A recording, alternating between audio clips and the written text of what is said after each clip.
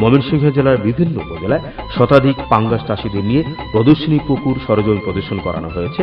সেই সঙ্গে অর্ধশত পাঙ্গাস চাষীদের প্রশিক্ষণ প্রদান করা হয়েছে। উল্লেখ্য, ভিএফআরআই-এর মৎস্য খাদ্য ও পুষ্টি বিভাগ কর্তৃক পাঙ্গাস চাষে উদ্ভাবিত প্রযুক্তি মাঠ পর্যায়ে প্রদর্শনী কার্যক্রম হিসেবে ত্রিশাল উপজেলা নারায়ণপুরে মাতৃভূমি অ্যাগ্রো ফার্মের 4টি পুকুরে প্রদর্শনী কার্যক্রম পরিচালনা করা হয়েছে।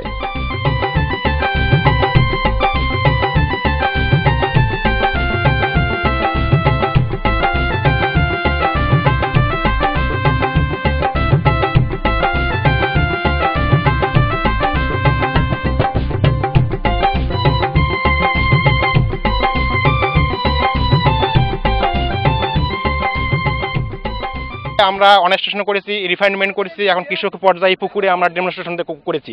তাতে দেখেছি যে এর কন্ট্রোল, যেটা আমরা প্রতিদিন উচ্চ আমিষ সমৃদ্ধ খাবার দিই, তার সাথে এই পদ্ধতি যদি আমরা অনুসরণ করি, তাহলে দেখেছি যে আমরা প্রোডাকশন 6 মাসে পেয়েছি একর প্রতি 13,000 মেট্রিক টন মাছ।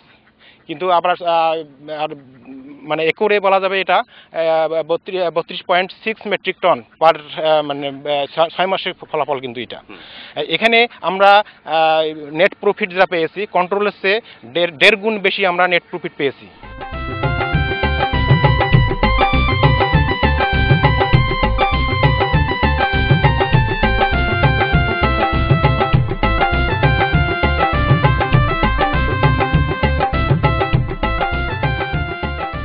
কত হলো জনিটা? এখানে 5.5 কেজি আছে, 4টা মাছ। 4টা মাছ 5.5 কেজি, তার মানে কতদিনের এগুলো? এটা 7 মাস। আপনি তো হাই প্রোটিন খাদ্য ব্যবহার করেছেন, যেটা আপনাদের একটা রিকমেন্ডেড, ভিএফআরআই রিকমেন্ডেড। দুইটা ছিল, একটা হাই প্রোটিন ছিল যেটাতে কন্টিনিউ আমরা প্রতিদিন 28% প্রোটিন ইউজ করেছি, আর এটা ছিল একদিন 28% আর একদিন 14%। এইভাবে আমরা প্রতি কেজিতে 7 টাকা খরচ উৎপাদন। কয় মাসের? মানে কয় মাসের? এটা 7 মাসের। 7 মাসের, জি। তো আপনি তো বহুদিন যাবত আপনি মাছ কালচারের সাথে জড়িত। আপনি বলেন তো, এর আগে আপনারা যে পদ্ধতি ব্যবহার করছেন এবং এই যে পদ্ধতি, নতুন পদ্ধতি, এটা কেমন মনে হয় আপনার কাছে? এটা আমরা তো সবসময় আসলে বাণিজ্যিক চিন্তা করি একজন খামারি হিসেবে।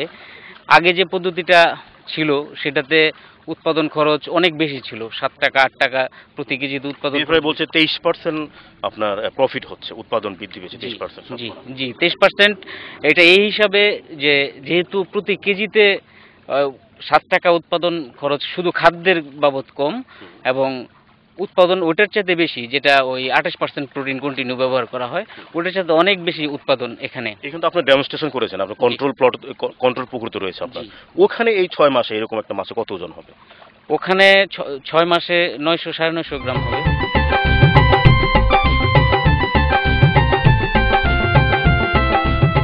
আপনি কিছুক্ষণ আগে বলেছিলেন যে ওই আপনার যে প্রোটিন দিয়েছেন, আপনারা যে গবেষণা পরামর্শটা করেছেন, সেখানে ছিল 5টাতে 4টাতে 5.5 কেজি। 5.5 কেজি। এইখানে তো আপনি হাই প্রোটিন দিয়েছেন। এখানে হাই প্রোটিন ছিল। তার মানে এটা হলো সনাতনী পদ্ধতি। সনাতনী পদ্ধতি। এটাতে কত হয়েছে? এটাতে 4টাতে 4.5 কেজি।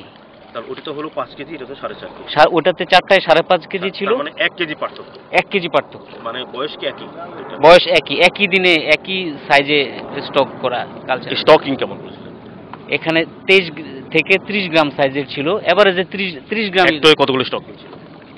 এখানে ছিল 150টা ডেনসিটিতে 3600 মাছ ছিল এটাতে, আর ওটাতে ছিল 150 ডেনসিটিতে 3400।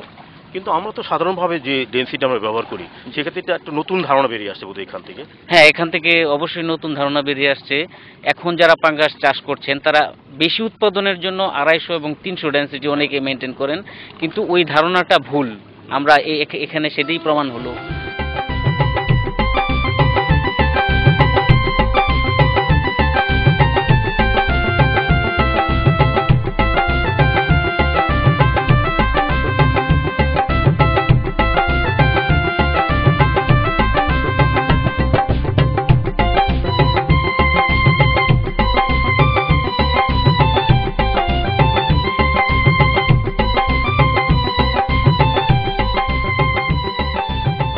অল্টারনেটিভ ফিডিং শিডিউল করে, যে একটা হচ্ছে স্ট্যান্ডার্ড মান বজায় করে পাঙ্গাসে 28 থেকে 30% সমৃদ্ধ আমিষ যোগান দিয়ে, আরেকটাতে তার অর্ধেক আমিষের যোগান দিয়ে আমরা খাবার সরবরাহ করেছি।